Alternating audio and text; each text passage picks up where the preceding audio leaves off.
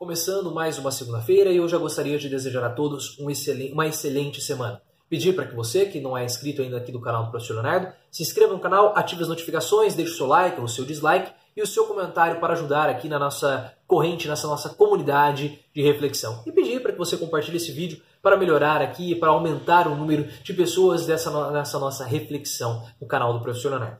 O nosso final de semana foi um final de semana no qual nós fomos pegos por uma notícia muito triste e também que comoveu o país inteiro, que foi a morte da pequena Ágata, de apenas 8 anos, no Rio de Janeiro, aparentemente morta por um disparo, por uma bala disparada por policiais. E por que aparentemente? Porque nós precisamos ainda esperar a confirmação da perícia para saber se o disparo foi ou não foi realizado por policiais. Mas independentemente de quem realizou o disparo, essa é uma notícia que nos deixa muito comovidos e muito tristes, né? Porque muito envergonhados, melhor dizendo, porque foi uma notícia que correu o mundo inteiro. E quando essa notícia corre, esse tipo de notícia corre o mundo, nós ficamos envergonhados, porque principalmente a comunidade europeia, ela não consegue entender essa situação, esse contexto social que o Brasil vive. Os europeus, eles acham que o Brasil é um país muito bonito, é um país com pessoas muito alegres, com pessoas muito divertidas. Entretanto, eles acham que o Brasil é um enorme faroeste, né?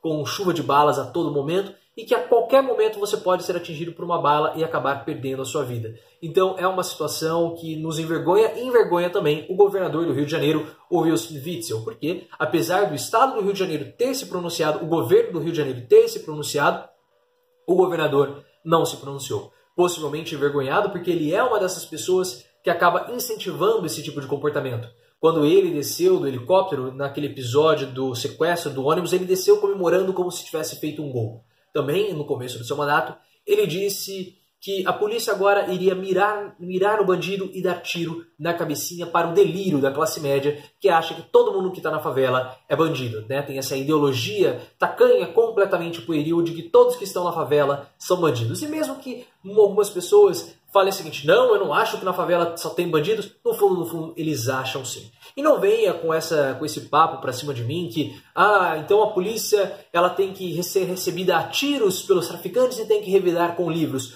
Não venha com esse discurso fácil, não venha com esse papo pra cima de mim, com essa argumentação completamente infantil, pueril, tacanha, tosca, boba, porque não é assim que nós temos que discutir esse assunto. O que nós precisamos é refletir a respeito do que aconteceu com a Ágata, que é mais uma pessoa do grupo dos PPPs que acaba sendo vítima da violência urbana. O que são PPPs? Pretos, pobres e periféricos. São as pessoas desse grupo que acabam sendo as que mais sofrem por conta da violência urbana e a classe média sempre fecha os olhos para essa situação, porque de alguma forma elas estão muito mais seguras, a classe média está muito mais segura do que as pessoas que moram nas favelas, moram nas periferias da cidade.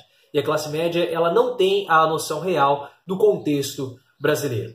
Essas pessoas que estão nas comunidades, elas se sentem acuadas tanto pelos traficantes quanto pelos policiais. Elas não se sentem seguras, se sentem completamente marginalizadas, completamente excluídas pela sociedade. E o pior de tudo é que a própria classe média fala assim: mas as pessoas precisam trabalhar, elas precisam estudar, elas precisam, enfim, fazer sabe-se lá o quê, porque com o seu esforço, com o seu trabalho, pela meritocracia, a falsa meritocracia, elas vão conseguir chegar a algum lugar. Só que como essas pessoas vão conseguir, como você pode falar de meritocracia para pessoas que têm que viver constantemente com o risco de acabar morrendo? Como você fala para uma pessoa sobre meritocracia, sendo que o seu parente, sendo que o seu vizinho, o seu coleguinha, o seu amiguinho de escola de apenas 8 anos acabou sendo morto por uma disputa de tráfico de droga, uma disputa em uma guerra entre policiais e traficantes? Como você fala de meritocracia para essa pessoa que não tem as mínimas condições para sobreviver? Uma pessoa que, ao estar naquela situação, ela já se sente inferiorizada socialmente. Como que você vai falar sobre meritocracia para essas pessoas? Nós precisamos começar a discutir, precisamos continuar a nossa reflexão, continuar a nossa discussão com relação a esse enorme abismo social que impera nas pessoas, que existe no Brasil. Esse abismo muito grande entre ricos e pobres. Os pobres cada vez ficando mais pobres, sem direitos trabalhistas, sem bons salários, sem boas condições. E quando a gente fala de abismo, quando a gente fala de igualdade de condições, nós não estamos falando aqui de salários iguais. Não, o salário vem logo, vem bem depois. O que nós estamos falando são acesso a boas escolas, acesso à saúde, acesso a um local adequado para se viver, condições básicas para que essa pessoa ela possa sair, ela possa almejar uma condição melhor, ela possa ter a esperança de chegar a uma faculdade, ter a esperança de cursar uma boa graduação, ter a esperança de chegar até a proporcionar uma situação melhor para os seus familiares, para a sua própria vida.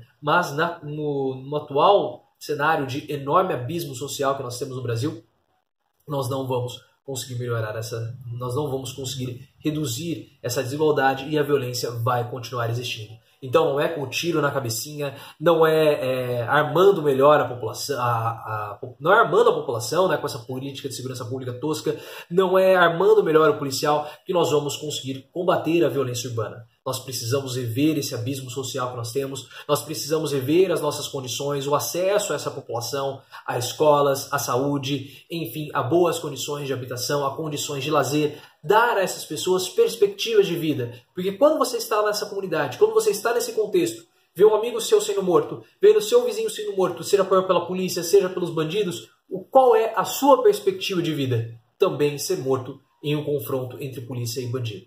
E essas pessoas, mais do que tudo, elas precisam ter esperança. E como que nós vamos fazer isso? Reduzindo o abismo que nós temos, esse enorme abismo social que nós temos entre ricos e pobres no nosso Brasil, no nosso país. Mas infelizmente, como a classe média ela não consegue entender o contexto social que essas pessoas vivem, nós vamos continuar tendo episódios como nós tivemos da Ágata, porque não há a pressão suficiente, não há o incentivo necessário para que nós possamos reduzir a desigualdade social no nosso país. Se você gostou desse vídeo, se inscreva aqui no canal do Professor Leonardo e também me siga no Twitter, @profleoficial.